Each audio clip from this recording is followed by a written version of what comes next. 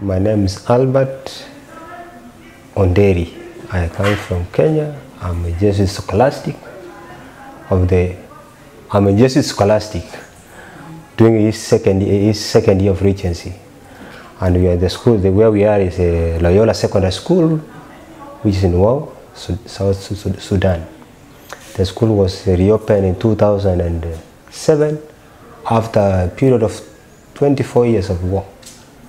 So we are actually in a war-up state in South Sudan, Wau County. Why was the school closed for those 24 years? Because there was war. There was war. Not that I think there was war. Because the school was closed for 24 years because there was war. And actually these classes were more or less occupation of the military. Especially where we are seated was the colonel and the general's officers.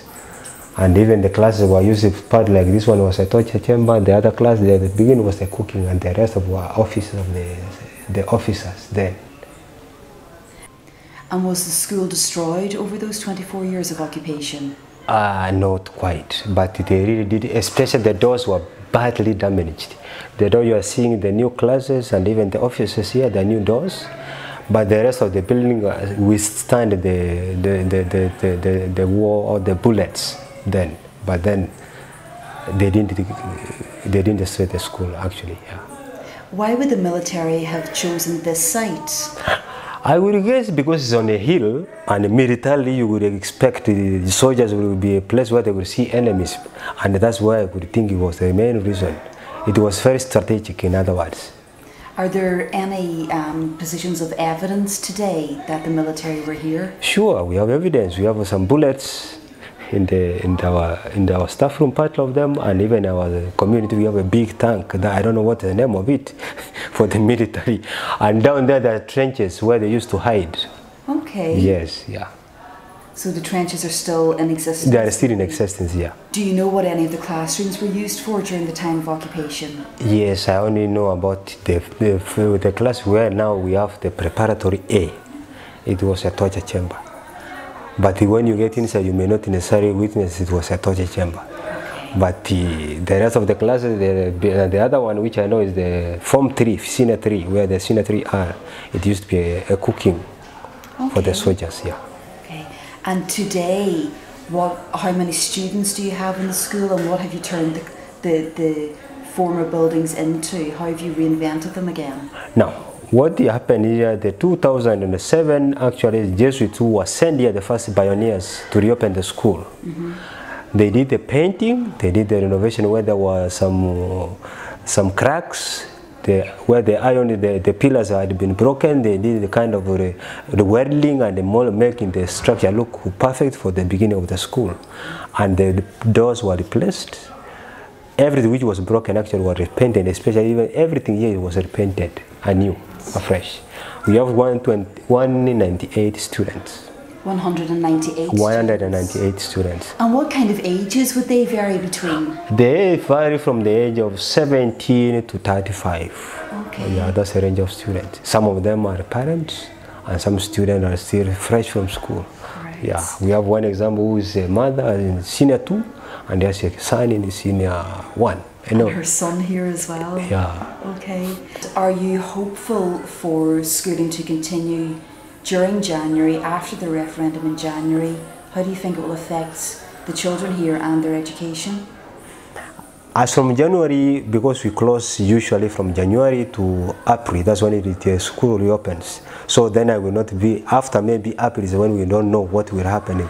Otherwise, January will define what will the eventuality of the Southern Sudan, which is very optimistic anyway.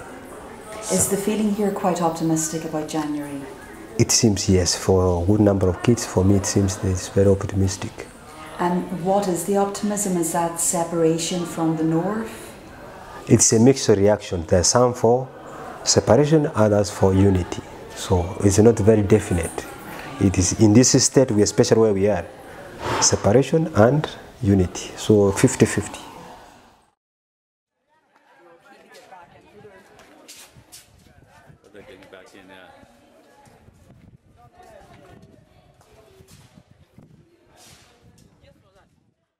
I'm orange here. I'm the last born in the family of 4 children. I'm a Dinka by tribe and Sudanese by nationality. I started my primary school in Warab and completed primary 8 in the Warab. I came here to Loyola last year. I studied Form 1 and at the moment I'm in Form 2. Lel is the best school because it's the only school where students can get good education because there are good teachers, the administration is good, the headmaster is also good because we used to come here to get everything. We are mixed tribe. We are of different tribes and we live peacefully. There's no tribalism among ourselves. Yes. The rest of you agree? You agree there's no tribalism? Yes. That's true. You're all. What helps to build that up? Because Loyola directs students, because administrations, and we all experienced bad times when we were in war. So we don't want to experience this again. And we used to talk to ourselves that we had been in war and we ourselves cannot segregate each other. So we have to unite it here in school and in Sudan, in South Sudan in particular. I would thank Lord for having given us this chance and for your arrival here in Loyola SS on top mountain in Jabal Khair, Sudan, Southern Sudan. I really appreciate you for your great love that you need to serve the new generation of Southern Sudan by giving them the life, which is the education, the source of life and the key of everything, the mother of nations. So I would thank you first before anything, and I thank Almighty God who gave us this chance to talk. So I'm by name Piol Moror Square from Gogrial, East, Warab State, and I came here to study in Loyola SS. I began my education in Khartoum 2003. That was St. Luke, the Komboni, and I reached primary 2 and I left the school. I again joined another school which is Salama Self-Help School in Khartoum.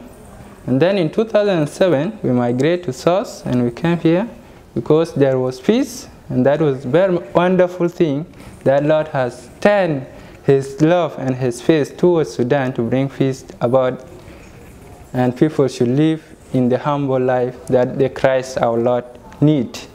So when I came here, I joined John Fall II in Wow, and I completed my primary school there. And then I came to Loyola last year.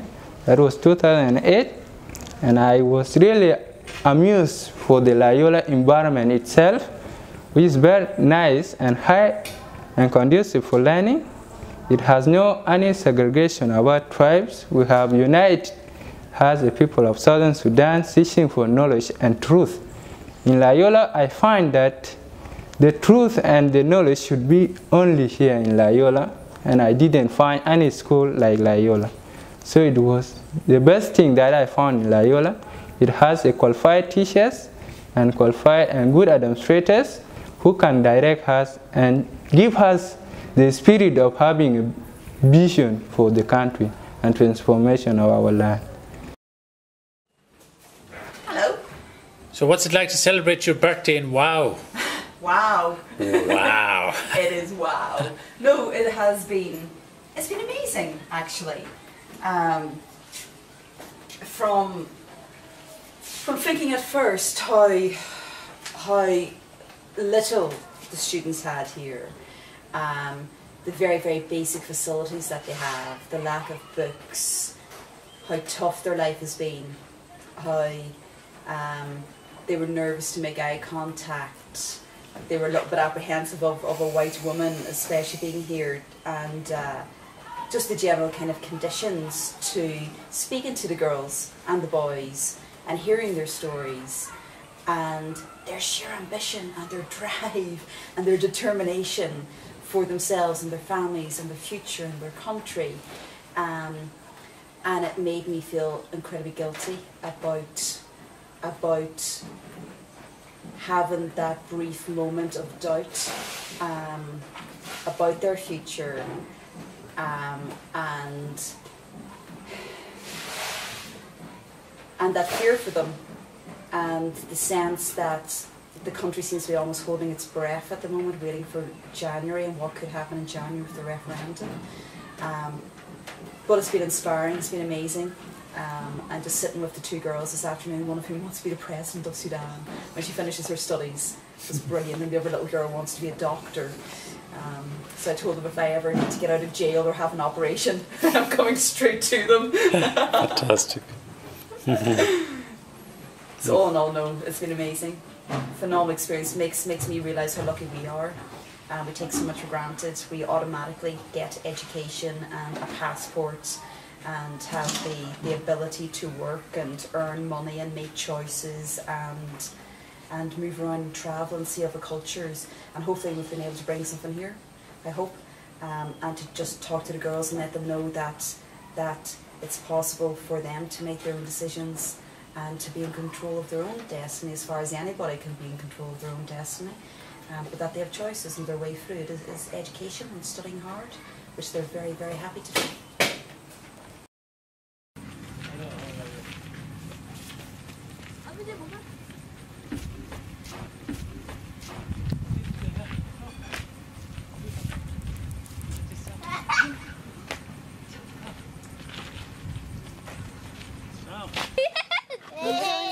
Sí.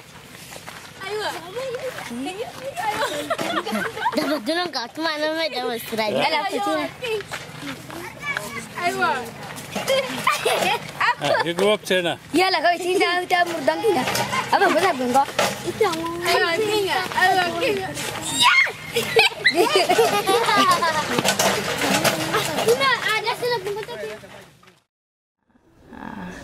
I have this feeling I want to greet those students who are in Iceland there. I'd like to say hello, hi to you. You study well, even us here, we are doing wonder here. So we are struggling also with our study here. As you are there also doing well, and when we heard about you there as a student of Loyola, we are so glad to hear that there is another school in Iceland and also here in WOW, to have good relationship between you and us here in WOW. So we are so glad for that one. Thank you.